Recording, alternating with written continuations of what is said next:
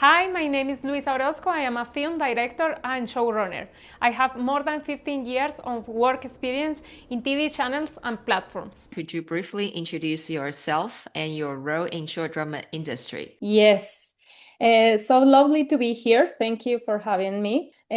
Just to give you a little bit of my context of my background, I come from long formats television formats, including reality, dramas, premium streaming series.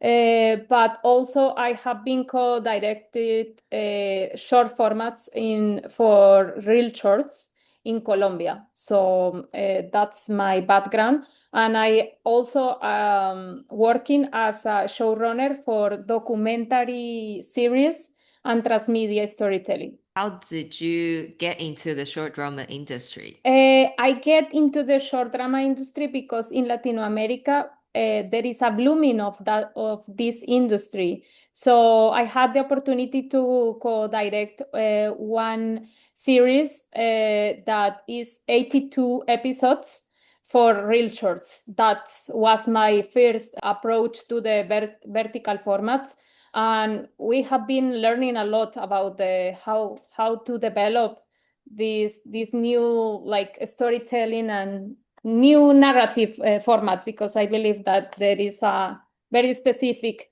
difference between the traditional TV and vertical storytelling. You've worked in reality and documentary and TV series.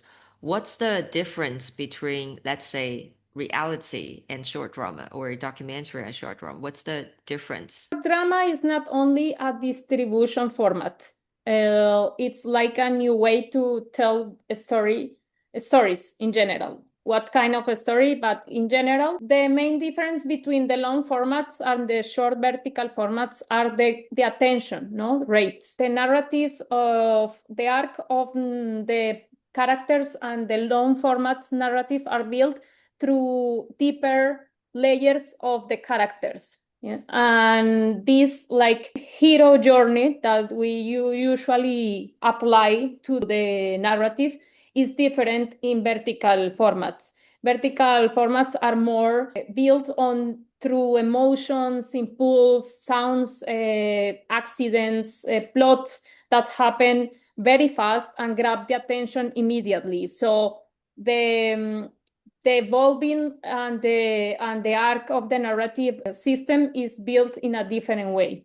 And the essence, I guess, is the attention rate, no? Because in long formats, for instance, you have almost fully attention, like in cinema. You can develop your storytelling in 1 hour and a half, almost 2 hours.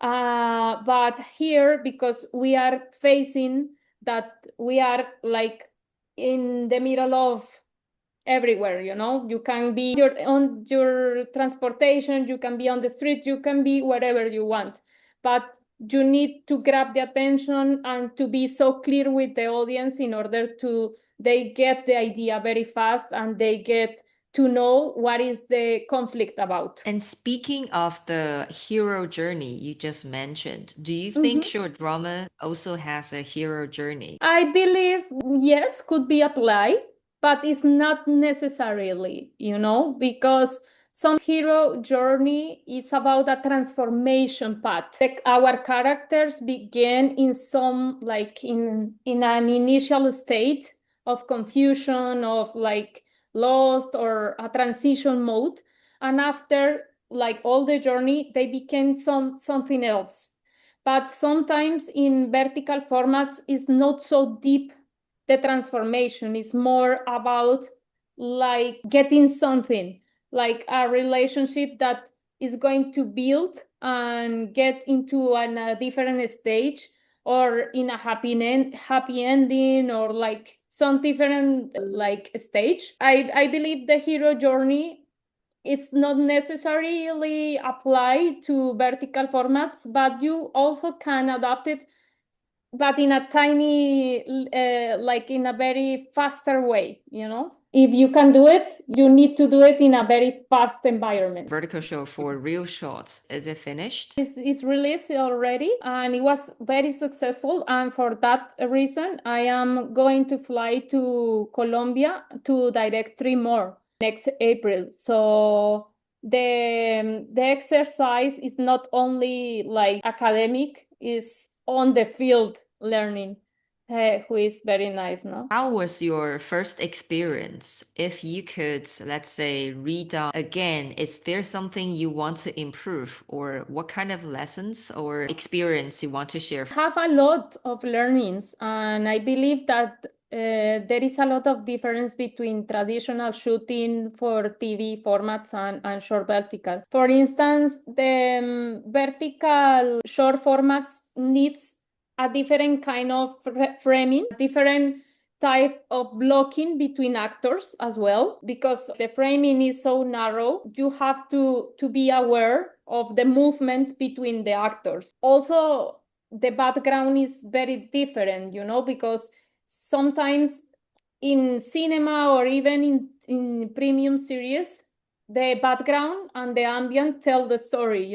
The characters are lost or they are like inside the ambient, but in short formats, all the tension must be focused in the between the characters, and the characters always speak a lot with their body language. So it's more about close-ups. The backgrounds are not necessarily well developed. So in that sense, production cost could be adjusted, and you can be wise in that sense. I guess for vertical formats, I would say there is a different type of relation also with the camera, because sometimes in cinema, the camera works like the actor works for the camera, and here the actors must to be working for camera and be so aware about the framing that he is positioning, because otherwise it's going to be very messy, like the framing and all the things. So also that's another thing that I really believe, that you have to be very precise on your setting and your blocking, because to do it as fast as you have to do it, you have to be very time efficient. What kind of preparation did you do before shooting the vertical drama? We always make pre-production, doing like a tech scout in the places we have. Also, like when you have some format that you have to adapt locally, that it was our case. We have to adapt a different, like a format that it was already done in China, but we localize it to Latam. So the challenge in that sense is you have to apply all the narrative through your characters, through your sets, through your locations, through your actors. So your work is to reply, but also give your own taste, your own culture to that. So that's the challenge, and that's what we do. And there is a lot of prep. I guess the key is to do a very efficient and organized pre-production, as in all the formats. In cinema, you are going with all your shooting plan very detailed in order to get the things done. So I believe that that's a very important stage of vertical formats. Also because the time to produce it is fast, so you have to be very time wise. We know our short dramas often produce under tight schedules. So how do you maintain those emotional intensity while working efficiently? That's a very good question. And I really believe that there is like a technical aspect of the preparation, and there is a acting part of the preparation. Somebody have to, like, for me, the director have to be on charge of the actors and taking care of the emotional narrative and consistency, and work very like hand to hand with the DOP, because the DOP for me is on field, the one that have to be on charge of the technical aspects. like more reliant in the lights and preparation of the sets. Everyone, no, like arts on their background and so on and so forth. But for us, like we do like this, we do the blocking that each director have his own methods, but for me works like doing a blocking not only for a scene, more for sequences, and build a sequence with all people, like all the crew, but also the actors on field. And once everyone have clear about the settings from the sequence, we can go, like I will retire with the actors to work more, develop the dramatic tensions and all the things that we need to work with them.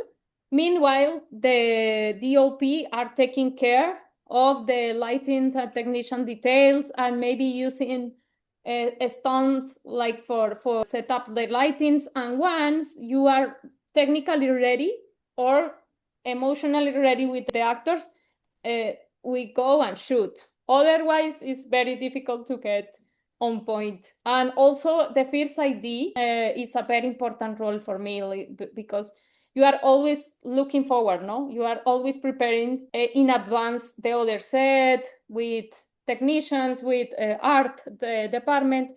Everything must to be almost ready once you get there. And what about casting? So how do you prepare casting? How do you choose actors? Yeah, actors is like two ways, no? First of all, we always do casting, like traditional casting, that is from the pandemic. We are get used to do like video casting, no, self tapes. They can send self tapes with a couple of scenes with different variation of emotion, like tones. And from that, once they pass this first step, the platforms are also taking deep look about the engaged and social numbers through social channels. So that's very something new because some actors are not get used to be on social, but nowadays with digital first audience, they are also taking in account a lot what is their digital presence. I didn't get that part. So the platforms will see those actors' social media accounts, right? Yeah, they are taking a look of their social media account, if they are like they have good numbers or no, they are good engaged or no, they are looking good or no, what type of audience they have, because this is going to be on platforms. At the end of the day, like it's important to actors nowadays build their personal brand through social channels that as I said, not so much of them are taking care of that because they belong to another type of. Be important nowadays is to have a presence. You don't have to be like an influencer, but for sure you have to have your digital presence, like social media, some followers. So the platforms will take it into consideration. How about the chemistry? We say those two characters, I assume that's a romance story, right? Is it a romance story? I assume like the female character and male lead should have we called chemistry in Scream. How do you make sure that it happened? You can see during the preparations and during the casting phase through exercise, through the lecture of the first script. We do sessions with them in order to see how they look each other, and we also do like the costumes and wardrobe test, and we do like photos between them and like theatrical exercise in order to like break that ice, trying to build the relationship. But also when you are building families, it's very important to understand how they match each other, no? Because you are building a family. So sometimes the decisions are made not only for the casting, but also how they look between them. You confront those female lead and male lead, and then they will meet like on site, right? We do different stage of casting. At the first is self-tape, no? Each one individually sends a couple of casting, and we make a pre-selection. Some of them we already know, so we know that, okay, I've been thinking on this actor or whatever. But anyways, everyone does their self-tape, and after that they have a second round. The second round is between males and females, for instance. So we mix each other. We taste one female character with different actors, male characters, in order to understand how they match together.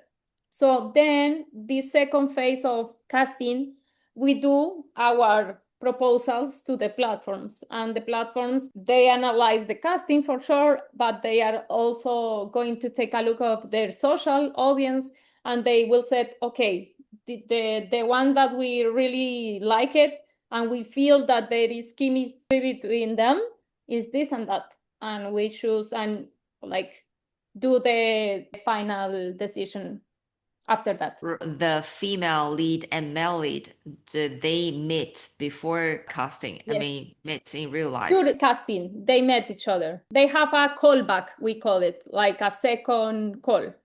The first stage is like self-tape. The second call is like up on present casting. And during that casting, we make theatrical exercise. We read the script, we talk with them, and we taste it on a casting. Then send those materials or video clips to platform to confirm, right? Yes, we make a pre-selection. We analyze because we have different options. No, we always call 3 different actors, female and male actors, and we mix it together in order to understand, okay, this is the better couple, you know? And then we send our proposal to the platforms. I made the mistake before. Chinese short drama actors are super busy. They're like, if they're popular, they're one show after another. So we just did like virtual casting. So sometimes they don't have the real chemistry. So when they're on set, but we don't have time. Some of them fly, if they live in another city, they fly to attend the casting, because the casting is crucial to understand how they match to each other. That's true. Let's pause for a second. Imagine you're in a crowded marketplace. Vendors selling cakes, jewelries, all kinds of things. And you are one of vendors trying to sell a story. What kind of story will you tell? And more importantly, how do you keep people stop listening and actually pay? That's the narrative logic of short drama. I explain this in my book, Short Drama Writing 101. Write what platforms want. It's available on Payhip, Amazon, and Google Playbooks. Now let's back to the video. You mentioned before that vertical short drama has a fundamentally different narrative architecture. Can you explain what changes strictly when we move from horizontal long form to vertical storytelling? Yes, I guess like I said before, like the long format storytelling use often like the hero journey. There is clear stage like beginning, midpoint, transformation, resolution. The characters grows and develop all over the time. Is like in vertical short format and short drama, the structure is more immediately. The turning points are based not always in deep internal changes, more on impact, sounds, maybe surprise, maybe an accident or character confrontation. That is like the first one, no? The goal is, I guess, is not only about a psychological transformation, but I guess it will become, no? Because for me, like, the stories that engage you and change are the ones that show you a transformation path for me. Like, this is my personal opinion. But for now, like, we have been seeing that it's not necessarily so deep storytelling. It's more action, romance, or engaging type of hooks. So that's the main difference, and the architecture must build about intensity, not duration, like it's different in that sense. When you received the script from the platform, did Yeah. you make any changes on the script? If you made some changes, why you make them? Yeah, that's so important because you have to adapt on the format to your local culture, but you don't use the same words to express the same feelings. So in that sense, we make change. When we are reading the script, we are taking care that our way to express resonate with our culture. And that's something that I really believe that is one of the main things to localize a story, because the human dramas are barely the same, but you have to be very conscious about your culture and the way that you are present the story in order to grab the attention of your audience, no? Now right now you are in Dubai and you also work across Latin American and MENA region.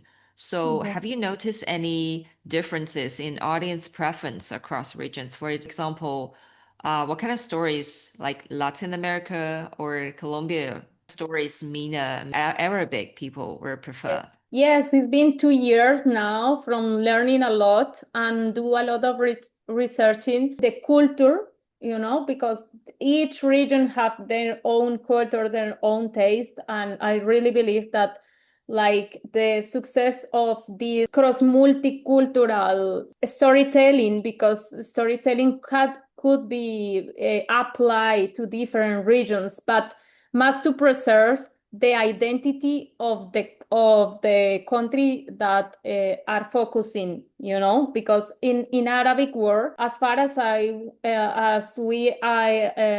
have been learned, is more about family oriented, like very traditional, like traditional in the sense that they are more about the internal conflicts of drama and comedy as well inside the families. So they love family teams oriented. They love comedy a lot.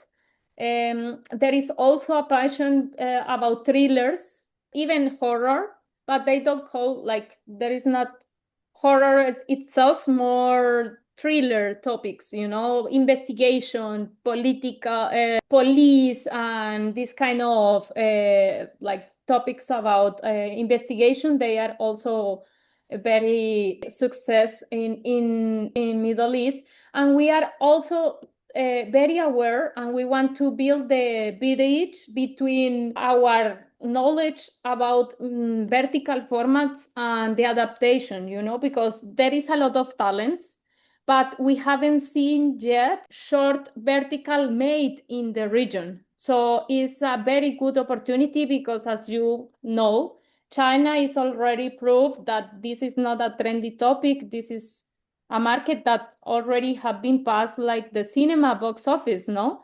So globally it's a big success, but also an industry. And here in the MENA region, it's still the early stage of vertical formats.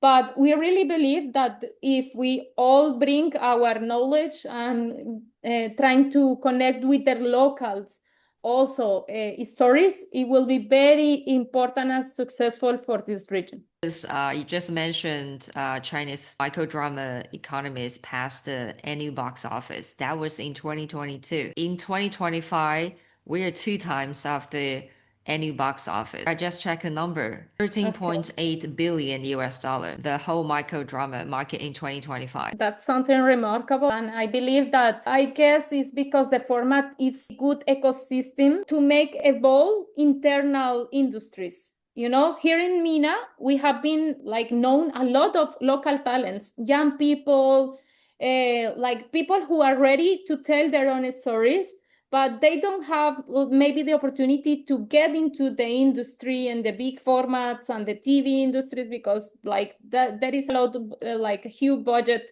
market and not so big or not big enough to the demand. So I really believe short format is also a very good way to grow and evolve the inner industries, So we are also attentive, give value to that ecosystem as well. Because in China, it's a whole ecosystem and it contributes a lot to the economy and also lots of job opportunities. You are like developing a different type of gens, right? I am right? You mean genres? Yes. The first genre that exploded in China in 2022, it was male-oriented stories.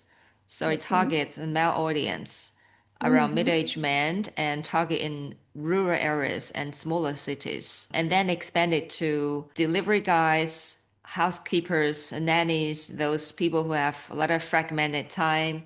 So they watch short dramas. So actually, yeah, we have half male-oriented stories and half female-oriented stories. So basically, we already covered above 18. Most of the, both genders and most of the age, we're already covered. Last year was the AI motion comics was booming. So that's why they contribute a lot to the Chinese short drama economy. From your point of view, like director point of view, how do you see AI short dramas? That's a very good question. And as a filmmaker, not only for vertical formats, but as a filmmaker and storytelling, I really believe that we have to adapt tools of AI to develop our creative ecosystem, but find a way to preserve the human nature of the storytelling. Like, I mean, for me, that's the most important challenge, because not all the content needs to be, or not all the process need to be done with AI. I really believe that the story must to preserve the human nature, the human touch and sensibility. Also because it's an ethical problem. We talk later in our previous conversation about this. For me, this is an ethical problem, not a technical problem. You can replace everything if you want, and so on and so forth. We have seen that AI can do a lot of things, even acting, no? As acting and changing like all the actors, all the characters, all the background, all the things that you can imagine. But it's more an ethical problem. So I really believe that we have to be so conscious about what we are using and why we are using AI, and trying to apply to human storytelling, to human good, to improve and to develop industries, to include younger generation in the creative process, to democratize the process. In that sense, AI could be a very good tool. The Sea Dance launched by ByteDance, it's really real. And what do you think about that? Like, as a culture, what do you think about the evolution of AI? Because you are ahead of everyone else. China, we don't stop AI, we don't ban AI. So I think it will keep booming. It's the said AI motion comics, the ROI, the heatiest one can be as high as 4 to 5 times. That's the 3 years back when the male-oriented story is booming. It was about the heat one can be 4 to 5 times of ROI, our return of investment. Every platform betting on this. So yes, they are part of the low quality short dramas. They will be replaced by those AI because those quality are controlled. But I do believe the high quality ones cannot be replaced. Those we call it micro drama stars. They still be there. Also, I would see those Chinese platforms will definitely export those AI motion comics aboard. It's easy. It's not very expensive to do that. Rather than shooting microdrama aboard, it will take time. They cannot control the quality. You mentioned about the social presence. If you use somebody who is famous or at least got some followers in local market, which means it cannot be replaced by AI. And that is important. Yeah, that's true also. But now we are seeing also AI influencers, no? I mean, not in America, because in Latin America we have we are not in that phase yet. But here I've been heard a lot about like these AI characters on social media that are really famous, no? So at the end of the day, you can in some point use it as a character in a short format. But anyways, for that reason, I really believe in some point there is like a ethical discussion about that, because it maybe could be good for business, but sometimes it's against like the ecosystem. You have to balance between, okay, good profits for sector, but as well to maintain the like business jobs opportunities. So I really believe, and we need to develop these technical skills to use also the tools that AI give us in order to, because there is a lot of demands of AI jobs. So in that sense, we have also to evolve and to be part of the industry as well. It replaces some human performed short dramas, but it also recreates other job opportunities. We heard that the young people, they graduate from school, they can take a lesson, maybe a course. They were trained for a week, and then they will generate those images or videos, and they work for a company. What I heard, it's just recently they hire some actors, some middle-aged actors, and they do the live streaming show. For example, they wrote about 7 days scripts, right? It just shooting 7 days. And in the Yes. first day, there were hires a couple of actors. For example, it's very dramatic. For example, a woman just appear in front of the live streaming camera, say she's pregnant and she is dating 3 men and she didn't know which one get her pregnant. And she's just talking for a few, just attract those viewers into the live streaming room, right? And there is another woman coming to the live streaming room. They're talking again. It's a very dramatic short drama. And people are commenting on that to see, oh, I think maybe she got this pregnant by this man. And the next day script, there's live streaming at the same time the next day. And then the script writer will rewrite, kind of twist the script based on the audience comments. So they're attracting those viewers to the live streaming room in TikTok, in Chinese version of TikTok. And how they monetize it is to sell products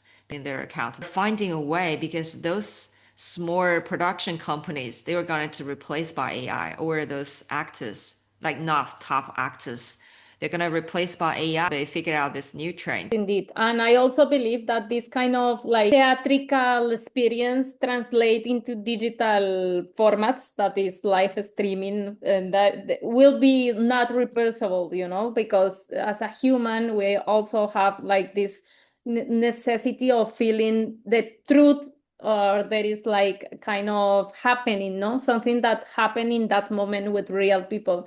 So I also really believe that everything is going to evolve, but there is a room and there is a space if you are focusing how do you evolve with How do you see the future of short drama? I know you cover some part of it, and how do you see the future of short drama? I really believe that like there is a real opportunity to get global, but at the same time to be deeply local. For me, it's like that's the challenge, but also the opportunity that vertical formats are giving us as a filmmakers, as a creative, as a part of the industry. Why am this? Because audience also want they have their own culture, their own touch, their own faces, as you said, recognized through their stories.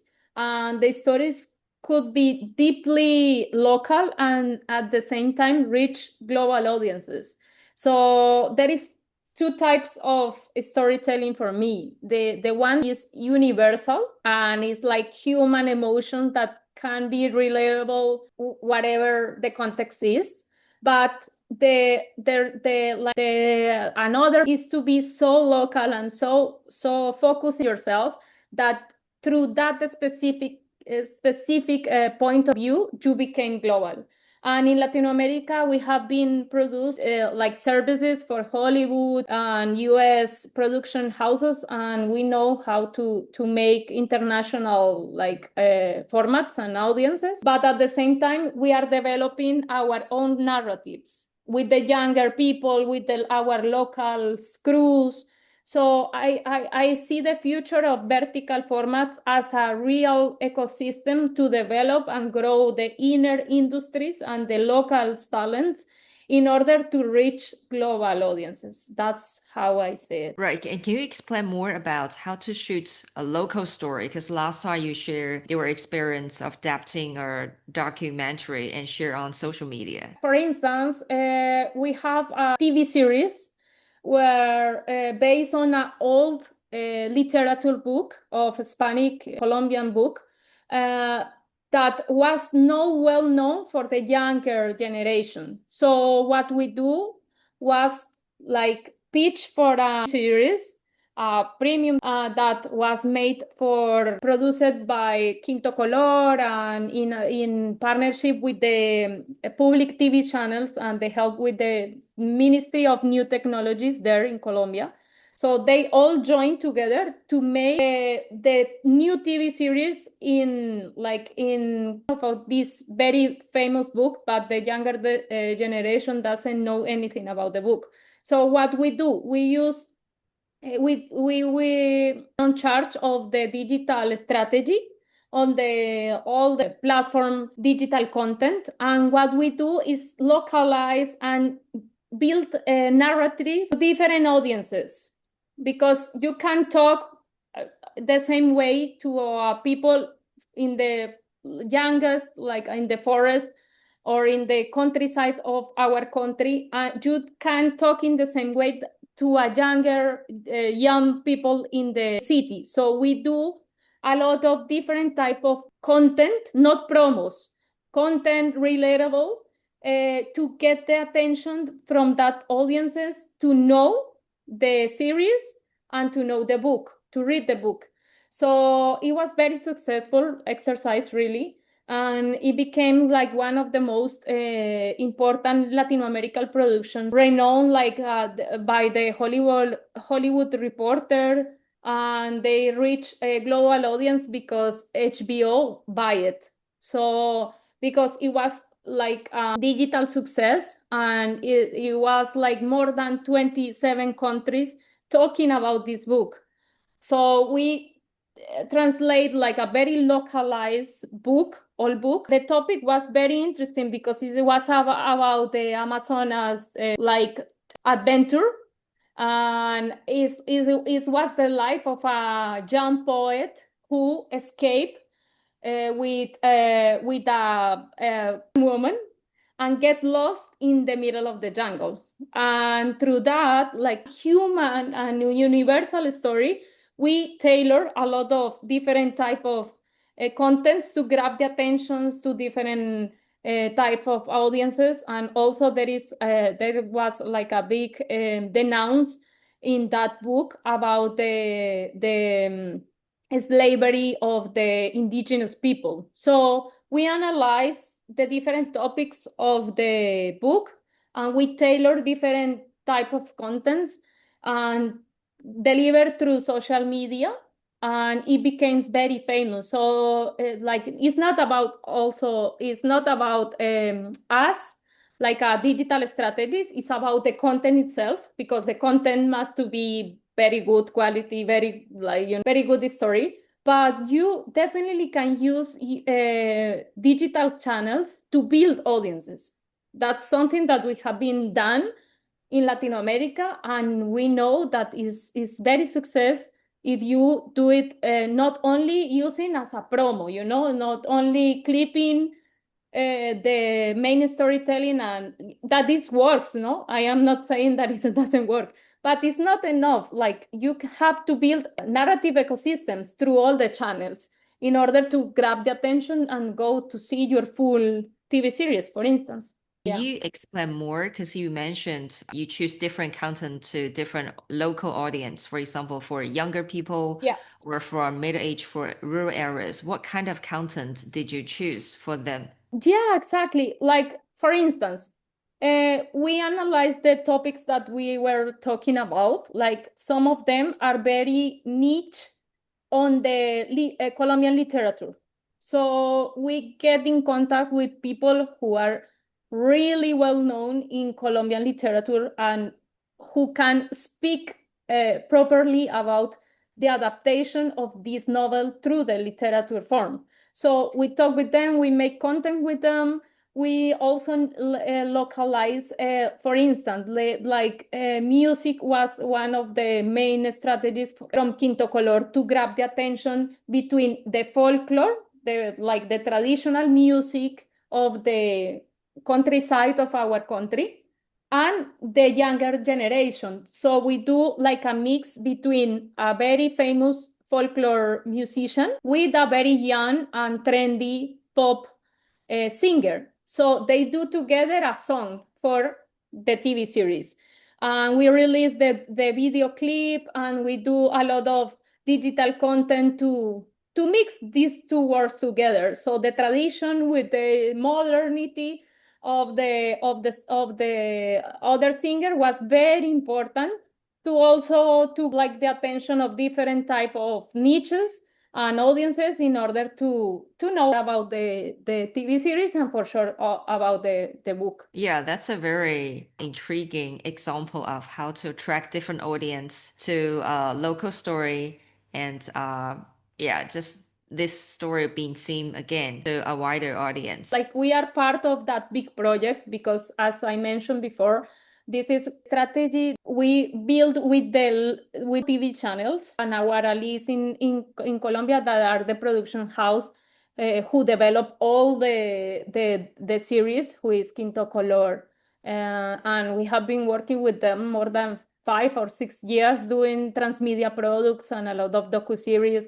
So we are very on deep relation to bring digital content, not as a promo, but to be a really narrative through the main projects that we are developing. How do you define short drama? What's the essence or core of short drama? I guess attention. Like the essence of short drama is grab the attention and maintain the attention. And this is something that applies through the narrative. That is something that applies to the framing, to the blocking, to everything that you do in short drama must to be like guide, but grab and sustain the attention of the audience. Do you have anything else you want to share? We are not building a new format. I really believe that we are like in ahead of a new ecosystem. And in that ecosystem, vertical drama could be really not a replace of cinema, not a replace of TV, but it will be an expand language of storytelling. And also, I really believe that could be a very good ecosystem to develop and make grow the industries here in MENA, there in China, and also in Latin America. So it's very nice to see how we'll be evolved in the upcoming years.